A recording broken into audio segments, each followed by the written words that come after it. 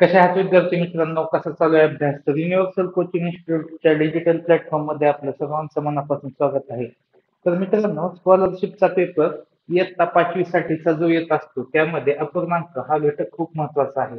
आणि त्या अपूर्णांकावरचे हे काही प्रश्न आपण घेऊन आलेलो आहोत आणि ह्या प्रश्नांची टेस्ट आपण सोडवायला दिलेली आहे विद्यार्थ्यांना.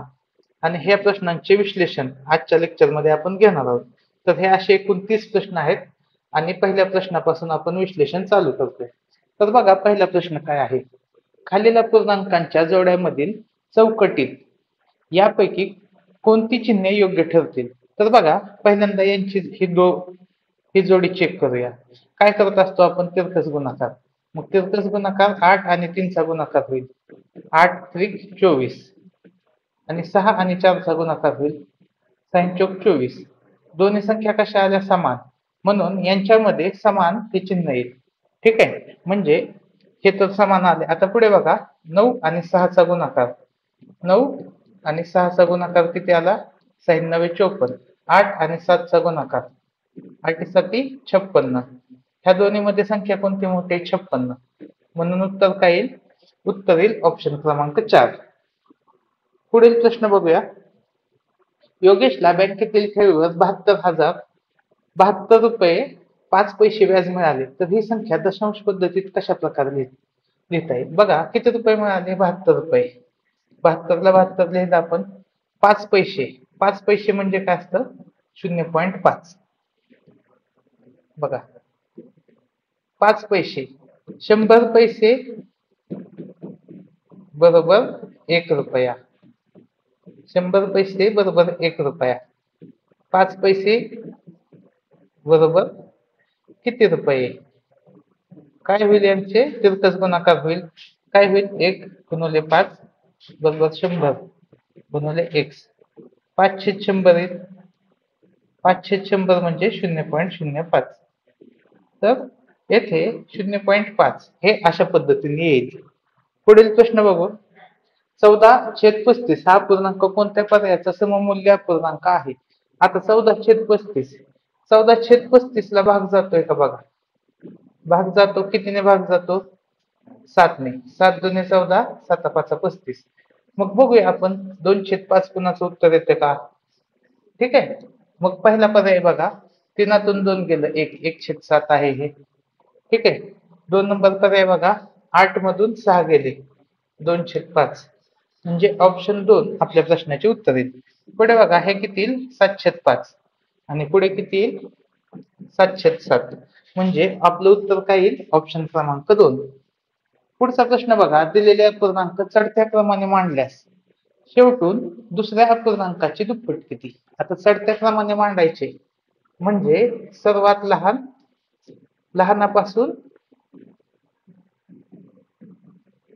लहानापासून मोठ्यापर्यंत. ठीक आहे, चढता क्रम. मग सगळ्यात लहान कोणता असेल? ज्याचा छेद सगळ्यात मोठा. बघा, अंश समान असताना ज्याचा छेद सगळ्यात मोठा तो अपूर्णांक कसा असेल? सगळ्यात लहान असेल. मग 1/8 हा सगळ्यात लहान आहे. मग 1/7 येईल. मग 1/7 नंतर काय येईल? 1/5, 1/4 आणि 1/2 हे अपूर्णांक येतील. ठीक आहे. आता शेवटून दुसरा म्हणजे हा 1/4. तर 1/4 शेवटून दुसऱ्या अपूर्णांकाची दुप्पट. 1/4 ची दुप्पट किती येईल? 2/4. याला कशाने भाग जाईल? 2 ने. उत्तर काय येईल? 1/2. ऑप्शन 3 आपल्या प्रश्नाचे उत्तर येईल. पुढील प्रश्न बघा, 2 दशक. 2 दशकला मी कसं लिहितो? असं. आता इथे लिहूया 2 दशक. 2 दशक म्हणजे किती आलं? 20. 3 एकक. 3 एकक म्हणजे 3. 5 शतांश. शतांश म्हणजे किती? 0.05. शतांश म्हणजे पॉईंटच्या पुढे 2 करा. आणि 8 दशांश किती येईल? हे 0.8. पॉईंटच्या पुढे 1 घ्या. ह्या सगळ्यांची बेरीज बघा, हे तर 0 येईल.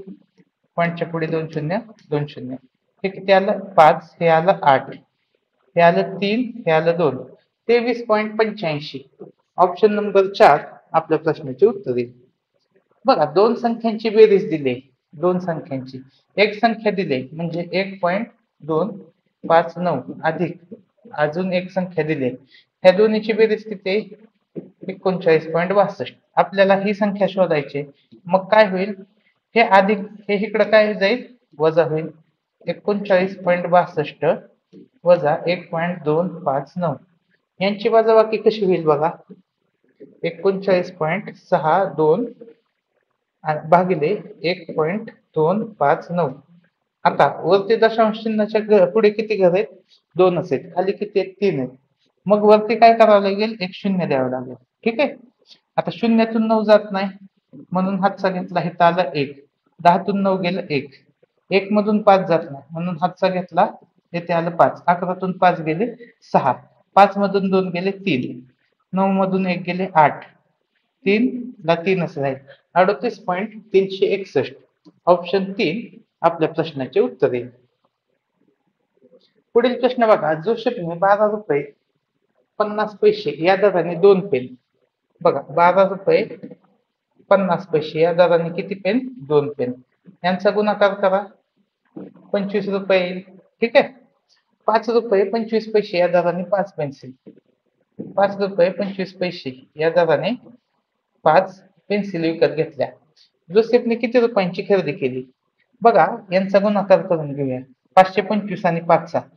5 5 25. हातचे आले 2. 5 2 10 2 12. 5 5 25 आणि 1 26. बघा, आणि पॉईंटच्या पुढे किती घर आहेत? 2. तर तिथं पण किती येतील? 2 घर. म्हणजे 25 रुपयाचे त्याने पेन घेतले आणि 26.25 रुपयाची त्याने पेन्सिल घेतली. या दोन्हीची काय होईल? बेरीज होईल. किती होईल? 5 आणि 6 11. 2 आणि 2 4 आणि 1 5. 51.25. ऑप्शन 2 आपल्या प्रश्नाचे उत्तर येईल. बघा, आता हा प्रश्न कसा सोडवायचा? तर यात येथे ह्याची किंमत किती आहे? 1/3. 1/3 भाग रंगवला आहे. तर बघा, 1 2 3 4 5 6 7. 7 मधला किती भाग रंगवलाय? 3. इथं किती येईल? 3/7. आणि येथे किती येईल? 3/4. ह्या सर्वांची बेरीज करावं लागेल आपल्याला. 1/3 अधिक 3/7 अधिक 3/4. ठीक आहे. मग काय करावं लागेल बघा, आता छेद समान करावं लागेल. मग ह्या तिन्हीचा छेद समान करायचा म्हणल्यावर 3 7 आणि 4 यांचा गुणाकार होईल. किती होईल बघा? 3 गुणिले 7 गुणिले 4. कसा येईल? 7 त्रिक 21. 21 चौक 84. म्हणजे सगळ्यांचा गुणाकार केला तर तो किती येतोय? 84. म्हणजे ह्यांचा लसावी किती आला? लसावी आला 84. मग आता लसावी 84 आला तर 3 ला कितीने गुणल्यावर 84 बनेल? ह्या 3 ला तर 28 त्रिक 84. म्हणजे 1 ला पण 28 ने गुणावं लागेल आणि 3 ला पण 28 नेच गुणावे लागेल. अधिक हे जे 3 आहे 7 ला कितीने गुणल्यावर 84 बनेल? 12 7 84. ठीक आहे. तर 7 ला 12 ने गुणावं लागेल आणि 3 ला पण 12 नेच गुणावे लागेल. ठीक आहे. आता पुढे बघा, 4. 4 ला कितीने गुणल्यावर 84 बनेल? 21 चौक 84. म्हणजे 3 ला पण 21 नेच गुणावे लागेल. आता बघा, सगळ्यांचा छेद कसा झालाय? सेम. किती झालाय तो? 84. वरच्या संख्यांची बेरीज करा. 28 अधिक 12 36 अधिक 21 63. यांची बेरीज करा. बघा, 6 3 9 9 8 17. हातचा आला 1. 6 1 7. 7 3 10. 10 2 12. 127/84. Option number 1. पुढील प्रश्न बघूया आपण. आरोहीने दुकानातून 17 रुपयांचे दही, 72 रुपयांचे दूध व 56 रुपयांचे पनीर घेतले. दुकानदाराला 200 रुपयांची नोट दिली तर दुकानदार आरोहीला किती रुपये परत करेल? बघा, त्याने काय काय खरेदी केले? 17 रुपयाचे दही, 72 रुपयाचे दूध आणि 56. 56 म्हणजे 55 रुपये 75 पैसे. हे झाले 56. ठीक आहे. एवढ्याची खरेदी केली. यांची बेरीज करूया. किती आली? 5 आणि 2 7 आणि 7 14. हातचा आला 1. 5 आणि 1 6 आणि 7 13 आणि 1 14. 144.75 रुपयांची खरेदी झालेली आहे. आता आरोहीने दुकानदाराला किती रुपये दिले? 200. मग ती महागारी किती मिळेल? 144.75 रुपये महागारी मिळेल ती. ते 144.75 रुपये तिला दुकानदाराला द्यावे लागते. मग यांची वजाबाकी करूया. बघा, शून्यातून 5 जात नाही, 10 येईल. येथे मग 9, 9, 9 आणि येथे 1. ठीक आहे. 10तून 5 गेले 5, 9तून 7 गेले 2, 9तून 4 गेले 5, 9तून 4 गेले 5 आणि इथे आलं 0. 55.25 रुपये तिला माघारी मिळतील. पुढील प्रश्न बघा, 7.600 हा पूर्णांक दशांश पूर्णांकाच्या रूपात कसा लिहा? बघा, 600 साठी काय येतं? 0.06. पॉईंटच्या पुढे शून्य किती शून्य आहेत? 2. तर वरचं 6 किती घरे पुढे सरकेल? तर 2 घरे पुढे सरकेल. ठीक आहे. तर उत्तर काय येईल? 7.06. Option number 1. 5.487 या दशांश पूर्णांकातील अधोरेखित अंकांच्या स्थानिक किमतीचा गुणाकार किती? बघा, 487 हे अधोरेखित आहे. याची किंमत किती आहे? 0.400 आणि याची किंमत किती? 0.007. यांचा गुणाकार करूया. बघा, किती येईल? 728. बघा, 700, 700, 728. आता पॉईंटच्या पुढे किती झाले? हे 1 आहे आणि हे 3 आहे. एकूण पॉईंटच्या पुढे किती घरे राहतील? बघा, पॉईंटच्या पुढे किती घरे राहतील? 4. म्हणजे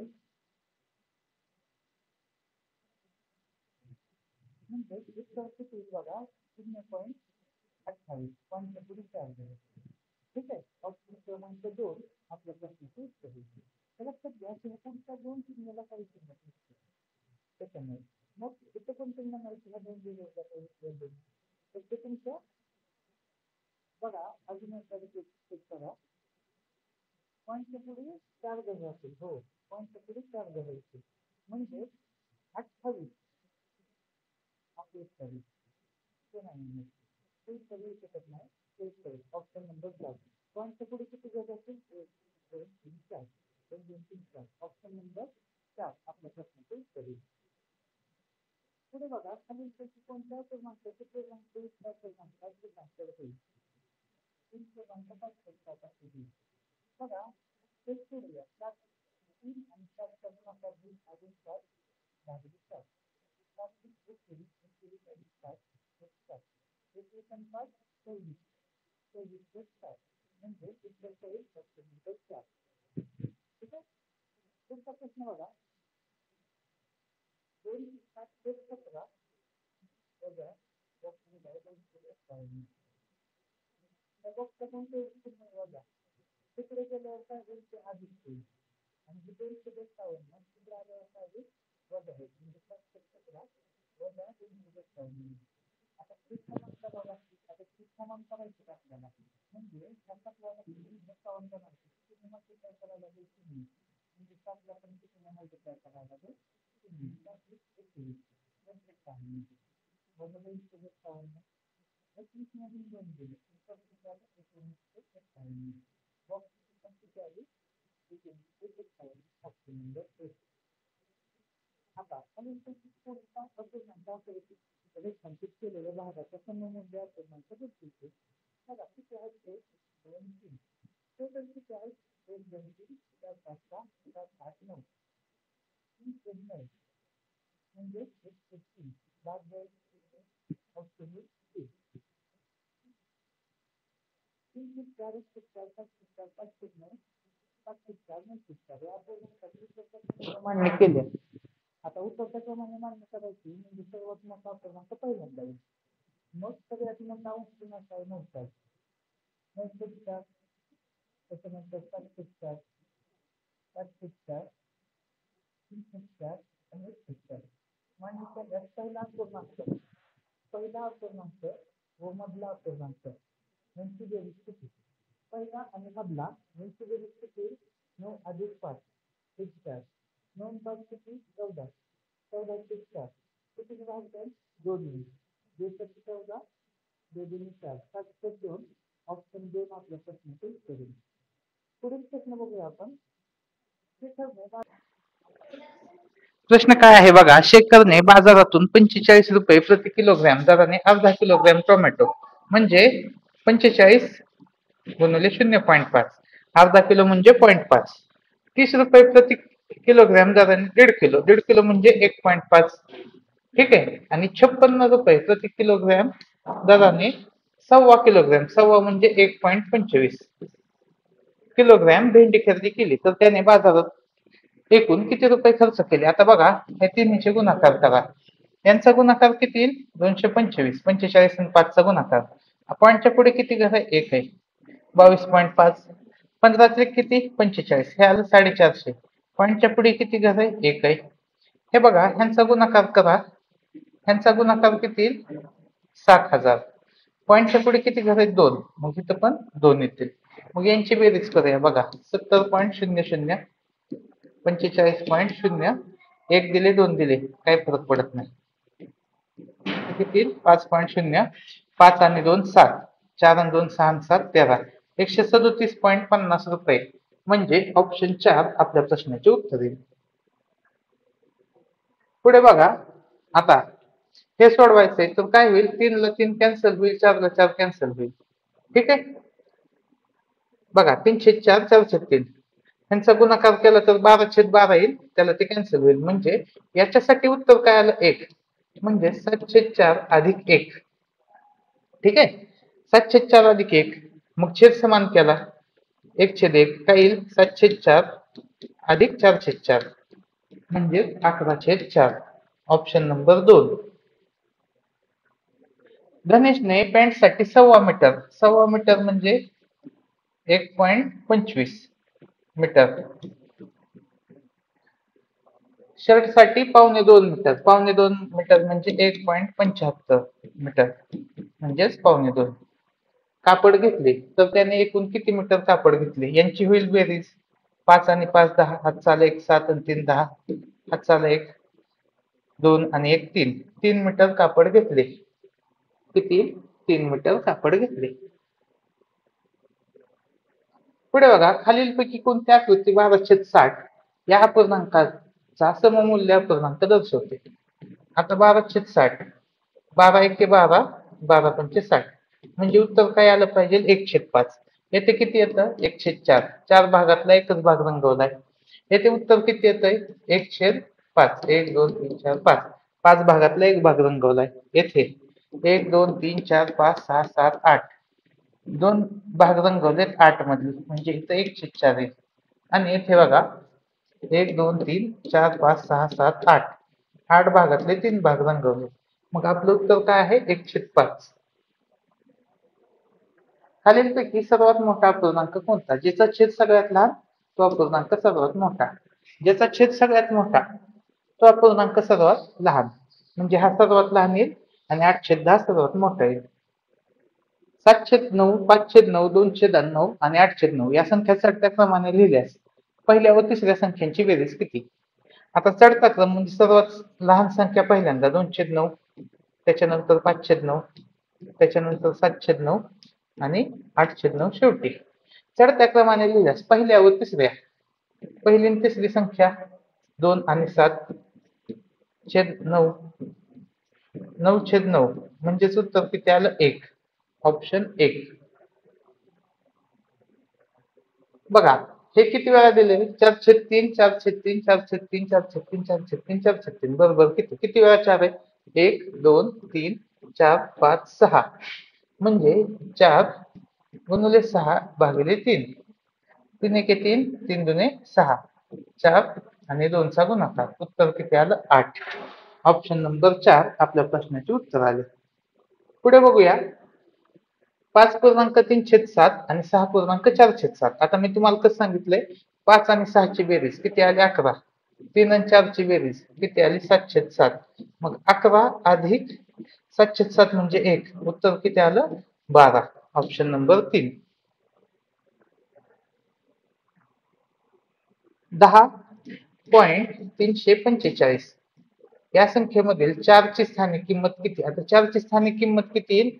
0.04, 0.04, ऑप्शन नंबर 4. 43 47/3 या पूर्णांकाचे पूर्णांक युक्त अपूर्णांकात रूपांतर करा. आता 47 ला 3 ने भागा, 3 एके 3, तिथे आलं 1 आणि इथून आलं 7, 3 पाची 15, 3 पाची 15, राहिले किती 2, म्हणजे 15.2/7, 15.2/3, सॉरी 2/3 आहे, 15.2/3. ऑप्शन नंबर किती येईल? ऑप्शन नंबर येईल 4. पुढे बघा, चौकटीत योग्य संख्या लिहा. बघा आता हे काय येईल, बघा प्रत्येकाची किंमत लिहितो 5 अधिक हे काय येईल 0.2, 0.04, 0.005. सर्वांची बेरीज केली किती येईल 5.245.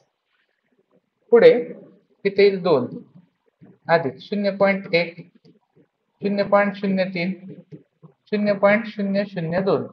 ह्या सर्वांची बेरीज किती येईल 2.132. यांची वजाबाकी 2.132. 5 2 गेले किती आलं 3, 4 3 गेलं 1, 2 1 गेलं 1, 5 2 गेलं 3, 3.113. Option number 3. रियाने गणवेश शिवण्यासाठी 2.25 मीटर पांढरे, 2.25 मीटर म्हणजे 2.25 मीटर पांढरे व 3.25 मीटर निळ्या रंगाचे कापड, 3.25 म्हणजे 2.75. तर तिने एकूण किती कापड खरेदी केले? बघा यांची बेरीज होईल 5 आणि 5 10, हात चाल 1 7 आणि 1 8 आणि 2 10, हात चाल 1 2 आणि 2 4 आणि 1 5. 5 मीटर कापड तिने खरेदी केले. पुढील प्रश्न बघा, 4/7 अधिक येथे कंस दिला आहे भागिले 8 बरोबर किती 53/56. बरोबर. आता हे इकडे पाठवा, आधी काही वजा होईल 53/56 वजा 4/7, बॉक्स 8 आहे.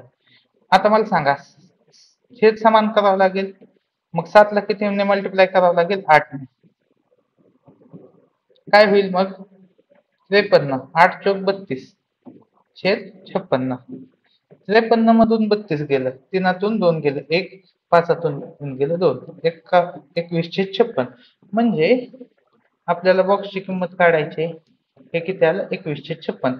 हे 8 भागाकारात आहे, पलीकडे गेल्यावर काय होईल डाव्या हातातून उजव्या हाताकडे, तर ते होईल गुणाकारामध्ये जाईल आणि ह्या 8 ने ह्या 56 ला भाग जाईल, 8 7 56 आणि 7 ने 21 ला भाग जाईल, 3 येईल उत्तर. तर बॉक्सची किंमत किती 3. Option number 3. बघा खालील पर्यायातील अपूर्णांकाची चढत्या क्रमाने मांडणीचा अचूक पर्याय. आता छेद सगळे कसे समान आहेत, मग सगळ्यात लहान अपूर्णांक पहिल्यांदा 1 5 6 17 हे चुकलं. पुढे बघा तिथं काय आहे 5 4 हे पण चुकलं, 5 1 हे पण चुकलं. हे तर बघा 1 5 6 11 17, म्हणजे ही कशी आहे चढत्या क्रमाने मांडणी योग्य आहे. आणि आजच्या लेक्चरचा शेवटचा प्रश्न, तर 0.17 हा दशांश अपूर्णांक कशा प्रकारे लिहिता येणार नाही. प्रश्न नीट वाचायचा की लिहिता येणार नाही म्हणले. तर बघा 0.17 म्हणजेच काय असतं 17/100, किंवा आपण काय करूया हे तर कन्वर्जन करूया. हे किती आलं 0.17 आलं. हे किती आलं बघा, तिथं येईल 0.1 आणि हे येईल 0.07, किंवा 10 आणि 7 ची बेरीज किती आली छेद समान आहे 17, 17/100 आलं हे. ठीक आहे. पुढे 10 आणि 7 17, हे किती आलं 17/100 आलं. आणि पुढे किती आलं बघा, हे 10 अधिक 0.07, म्हणजे याचं उत्तर आलं 10.07. म्हणजे चुकीचा अपूर्णांक पर्याय क्रमांक 4 आहे.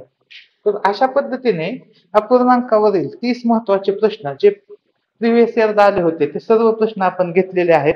तर ही व्हिडिओ सिरीज तुम्हाला कशी वाटते हे मला कमेंट सेक्शन मध्ये सांगा. व्हिडिओ आवडल्यास नक्की लाईक करा, आपल्या मित्रांना शेअर करा आणि आपला चॅनल जास्तीत जास्त मित्रांना सांगून सबस्क्राईब करा. धन्यवाद.